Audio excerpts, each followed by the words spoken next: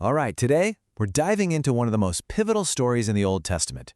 It's this incredible account of promises, of failure, and you know what? The power of a second chance. I mean, listen to this promise. All that the Lord hath said will we do and be obedient. Wow! The Israelites made this promise together, right at the foot of Mount Sinai. Talk about setting a high bar.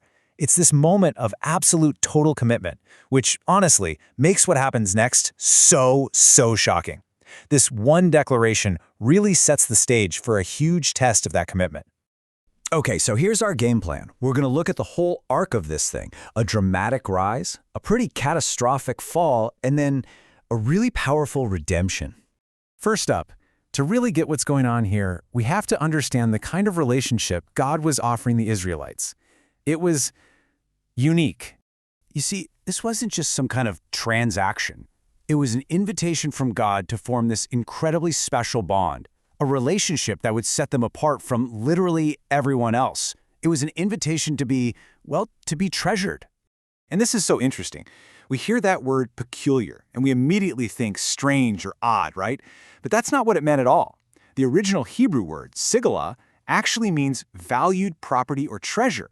So when God called them his peculiar people, it was the highest compliment imaginable. It meant they were his treasure. Okay, so that leads us to the very foundation of this new covenant, something I'm sure most of us are pretty familiar with, the Ten Commandments. Seriously, just try to picture this for a second. The entire nation is gathered at the bottom of a mountain, and they are hearing the voice of God himself delivering these laws. This wasn't a message passed down through someone else. This was direct communication. That just shows you how incredibly important these principles were. And what's brilliant here is that these laws weren't just a list of don'ts. They were practical blueprints for a better life, for a better society. You can see how each commandment is tied directly to a blessing.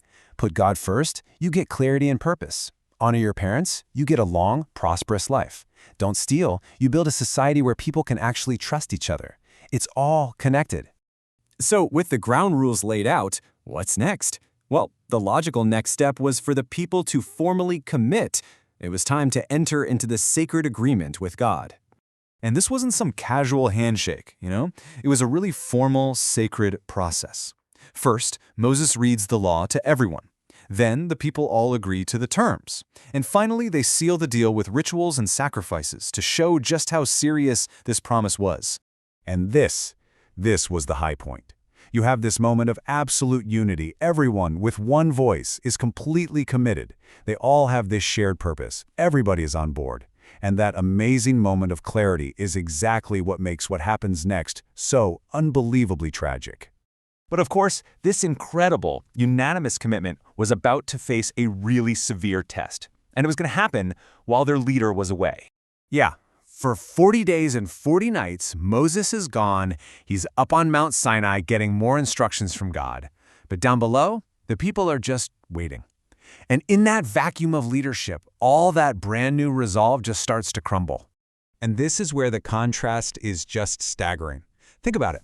Up on the mountain, Moses is receiving the blueprints for a tabernacle, a way for God to literally dwell among his people. But at the very same time, down at the base of that mountain, they're building an idol, a symbol of their complete rejection of him. Two totally different realities happening at once. So what happened? Why did they do it? Look, this wasn't some weird, ancient flaw that we can't relate to. Their big turn away from God was driven by stuff that is deeply, deeply human. Things like impatience, fear, and doubt. Things we all struggle with. Okay, so after this absolute train wreck of a failure, this betrayal, you'd think it's all over, right? But the story takes another incredible turn. And this time, it shifts away from judgment and toward mercy. Even though what they did was so serious, listen to how God describes himself to Moses. He doesn't say, "I'm a wrathful judge." He says he is merciful and gracious, long-suffering, and abundant in goodness and truth. That self-description totally flips the script. It's all about forgiveness, not condemnation. And that becomes the heart of how this whole thing gets resolved. Now, when Moses comes down and sees this, he breaks the stone tablets. It's this powerful symbolic act, right? They broke the covenant, so he breaks the tablets. But what does he do right after that? He turns around and becomes their biggest advocate. He pleads with God to forgive them, to not give up on them. And God does agree to renew the covenant, but it's on different terms now. See, that first set of tablets had a higher law. The second set, it had what the scripture calls the law of a carnal commandment, basically a lesser law. It was meant to prepare them for the higher one they had just proved they weren't ready for. So this shows us two things at once. There are real consequences for our actions, but God is always willing to provide a path back. So, when you boil it all down, this isn't really a story about failure. It's a profound story of hope.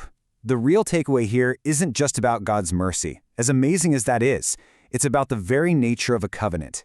It's a living, breathing relationship. And yeah, it can be broken by our weakness, but it can also be mended and renewed. It teaches us that the path to forgiveness is always, always open. And that leaves us with something to think about, right? The Israelites turned to a golden calf, something they could see and touch when they got scared and impatient. So the question for us is, what are our modern idols? What are the things, the distractions, the fears, the ambitions that test our own commitments today and pull our focus from what really truly matters?